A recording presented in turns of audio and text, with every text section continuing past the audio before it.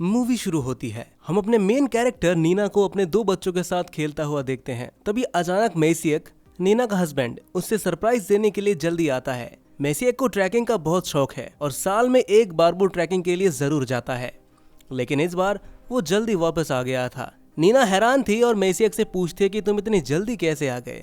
मैसियक थोड़ा अजीब सा बिहेवियर करता है और कहता है मुझे थोड़ा काम था इसलिए जल्दी आना पड़ा। नीना और मैसियक की दो बेटियां हैं। इस रिलेशन से मैसियक थोड़ा बोर हो चुका था। उसके बाद नीना ऑफिस आती है और वहां पर उसकी नई कलीग जेनेक से उसकी मुलाकात होती है।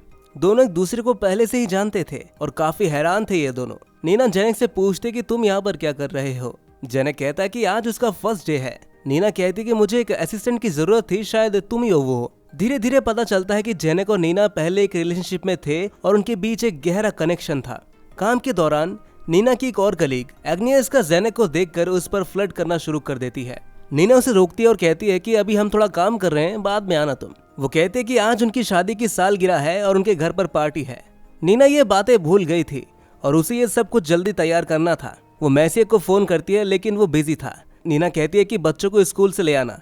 मैसियक कहता है कि तुम्हारी मॉम को बोल दो। नीना कहती है कि अगर मैंने अपने मॉम को बोला तो मुझे वो डांट देगी, तो मैसियक खुद ही नीना की मदर को कॉल करके बता देता है मैसियक की एक इम्पोर्टेंट मीटिंग है। मैसियक अपनी कंपनी के लिए एक नया सीईओ हायर कर रहा है। वो उसे कहता है कि तुम जिस कंपनी में काम कर रही हो इससे डबल सैलरी तुम्हें हमारी कंपनी देगी, तुम्हें हमारे साथ काम करना चाहिए। इस डील पर वो बहुत ही टाइम से काम कर रहा है। अब हम देखते हैं कि नीना स्कूल गई है अपने बच्चों को लेने, तो वहां पर उसे पता चलता है कि उसके बच्चे पहले उसकी मॉम के साथ चले गए हैं। घर आकर वो अपने डैड से बात करती है।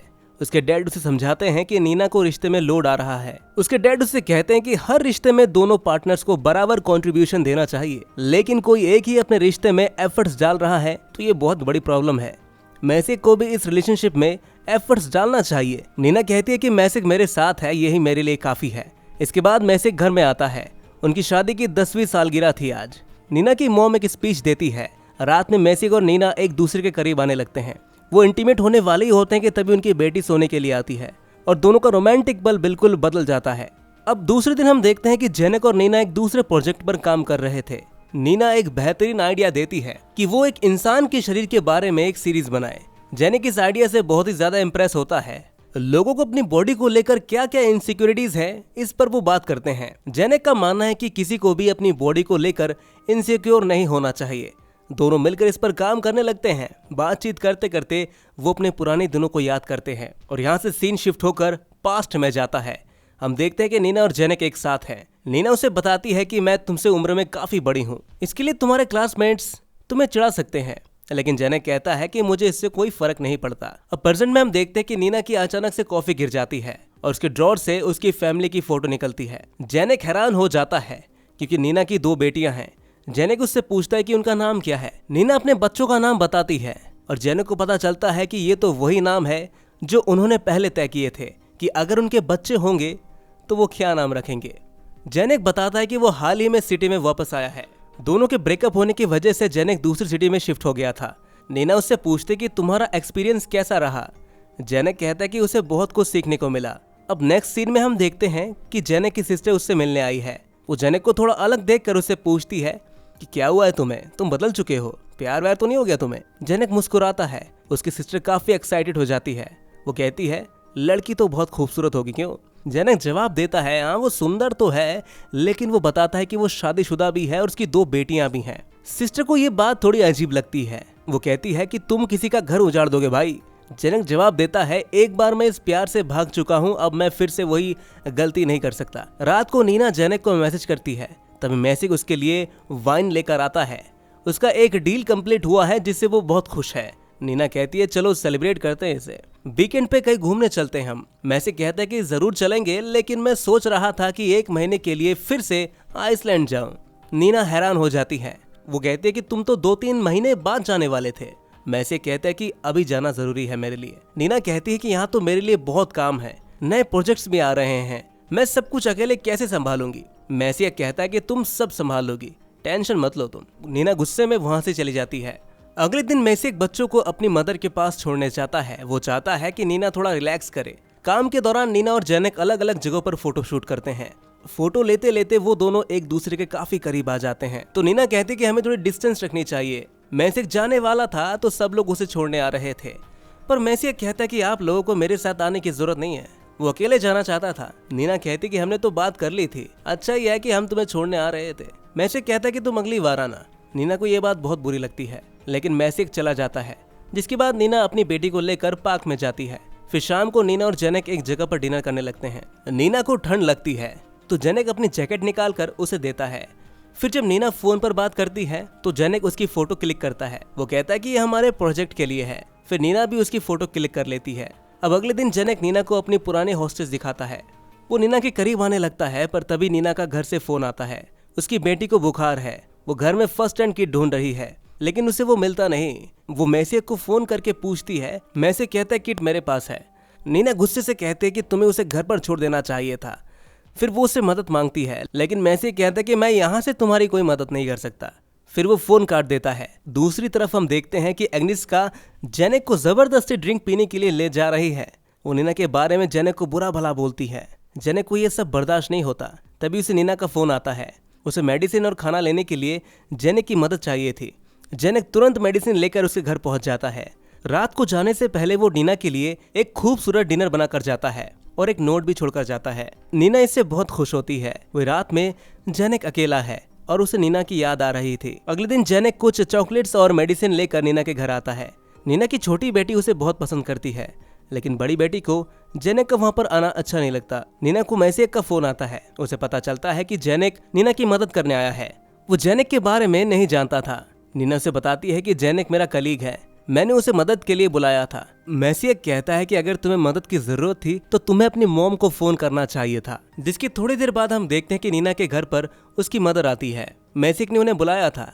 मदर अब मैसिक के आने तक वही रहने वाली है। ऑफिस में नीना और जेनेक जब लिफ्ट में होते हैं तो वो एक दूसरे के काफी करीब आ जाते हैं और किस कर लेते हैं। तभी लिफ्ट का डोर ओपन हो जाता है। दोनों दूर हट जाते हैं और नीना लिफ्ट से निकल जाती है। मैसिक नीना को फोन करता है और पूछता है कि सब कुछ ठीक है या नहीं, क्या तुम मुझसे नाराज हो। नीना कहती है कि तुमने मुझे नाराज होने का कोई रीजन ही नहीं दिया, तो मैं नाराज क्यों हूँ। मैसिक फिर से फोन काट देता है।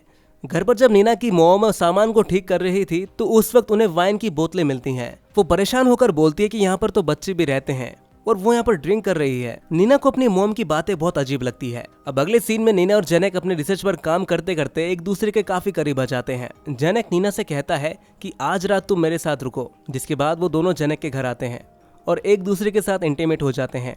नीना कहती है कि मेरी बॉडी अब पहले जैसी नहीं रही। जेनेक कहता है कि मुझे इससे कोई फर्क नहीं पड़ता। अब अगले सीन में हम देखते हैं कि मैसिक अपने बेटियों के साथ बात कर रहा है। नीना और मैसिक में ज्यादा बातचीत नहीं होती। इसके बाद नीना और जेनेक एक रिजॉर्ट में जाते हैं। वो वहाँ पर मसाज लेते हैं और अच्छा समय बिताते हैं। नीना मैसिक की कार लेकर आती है। जेनेक कहता है कि ये कार तो बहुत अच्छी है, तुम इसे ऑफिस क्यों नहीं लेकर आती। नीना कहती है कि ये मैसिक की है, मेरा खुद का नहीं है ये। इसके बाद वो एक झील के किनारे जाते हैं। जेनेक कहता है मैं हमेशा तुम्हारे साथ ही रहना चाहता हूँ। नीना को यह भी अच्छा लगता है। वो पूरी दुनिया से दूर जाना चाहती है, लेकिन फिर वो अपनी बेटियों के बारे में सोचती है। वो कहते हैं कि हमारी सिचुएशन बहुत मुश्किल है। हमेशा फैमिली वाला सवाल आता है मेरे दिमाग में। अब इन सब बातों से नीना काफी परेशान हो चुकी थी और रात को जब सोती है तो उसकी मॉम उससे आकर पूछती है कि क्या हुआ है तुम्हें। नीना बताती है कि उसे प्यार हो गया है और वो उसके बिना नहीं रह सकती। उसकी मॉम कहती है कि इससे तो तुम सब कुछ बर्बाद कर दोगी, तुमने अपनी बेटियों के बारे में नहीं सोचा क्या। मैसिक और तुम्हारी जिंदगी बर्बाद हो सकती है। मॉम उसे समझाती है कि तुम जिसे प्यार करती हो उसे भी कभी ना कभी अपना बच्चा चाहिए होगा और उसे अपनी फैमिली के बारे में सोचना चाहिए। नीना बहुत कंफ्यूज हो जाती है। उसे पता नहीं कि उसे क्या करना चाहिए। अब अगले दिन ऑफिस में जेनेक नीना को मैसेज कर देता है तो एग्निस्का उसे देख लेती है और बहुत ही गुस्सा हो जाती है। वो उन दोनों से कहती है कि तुम दोनों में क्या चल रहा है आखिर, पर जेनेक उसे नजरअंदाज कर देता है। तभी जेनेक नीना से कहता है कि यहाँ आने से पहले मैंने एक जॉब इंटरव्यू दिया था।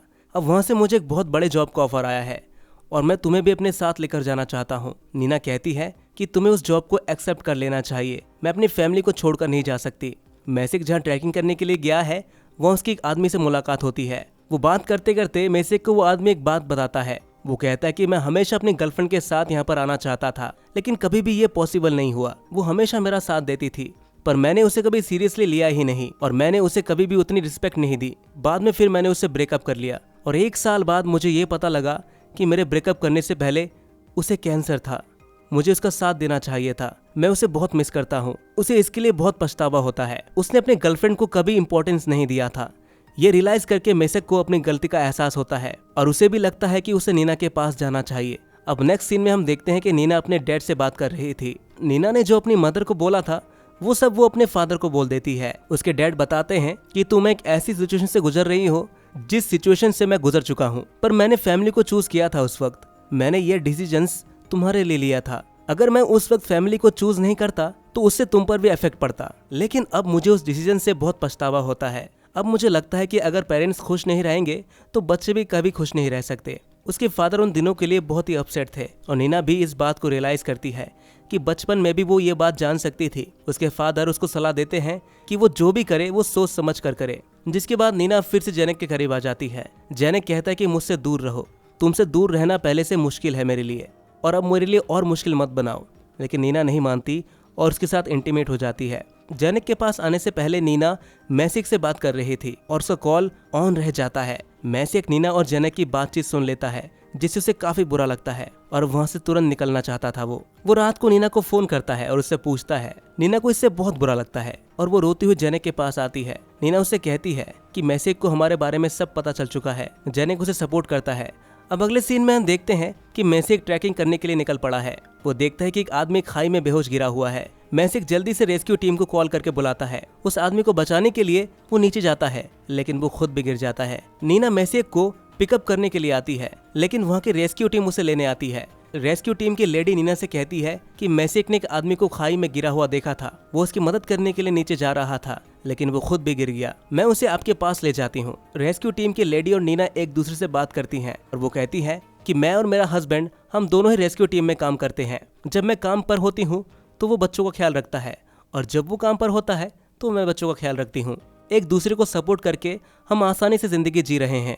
इसके बाद नीना हॉस्पिटल पहुंच जाती है। वो डॉक्टर से पूछती है कि मैसिक को क्या हुआ है। डॉक्टर बताता है कि मैसिक अभी कोमा में है। उसके कोमा से बाहर आने के बाद ही हम कुछ बता सकते हैं। नीना मैसिक के पास जाकर बैठती है। तभी उसे जेनेक का फोन आता है। वो कहती है कि तुम वापस कब आ रही हो। वो जेनेक को सारी बातें बताती है कि क्या हुआ यहाँ पे, और वो ये कहती है कि अब मैं फाइनली तुम्हारे पास आ सकती हूँ। जेनेक कॉल कट कर देता है और अगले ही दिन जेनेक हॉस्पिटल आ जाता है। वो नीना से कहते कि मुझे पता है तुम्हारे लिए डिसीजन लेना बहुत मुश्किल है, पर मैं यहाँ तुम्हें सपोर्ट करने के लिए आया हूँ। तुम्हें जो फैसला लेना है वो तुम ले सकती हो, मुझे कोई प्रॉब्लम नहीं है इससे। मैं तुम्हारा वेट करूंगा। इसके बाद हम नीना को मैसिक के पास देखते हैं। मैसिक को होश आता है। वो नीना से कहता है कि मैं तुमसे अभी भी बहुत प्यार करता हूँ, हमें इस रिलेशन को और एक चांस देना चाहिए। नीना ने उसका हाथ पकड़ लिया, लेकिन मैसिक को कुछ फील नहीं हो रहा था। शायद उसका हाथ पैरालाइज्ड हो चुका था। नीना उसे कहती कि तुम परेशान मत हो, सब कुछ ठीक हो जाएगा। नीना मैसिक के साथ ही रहने का फैसला करती है और इसी के साथ ये मूवी यहीं पर खत्म हो जाती है। तो दोस्तों, कैसी लगी आपको ये कहानी कमेंट में जरूर बताइएगा और ऐसी अजब गजब मूवीज देखने के लिए हमारे चैनल को सब्सक्राइब जरूर कर लीजिएगा।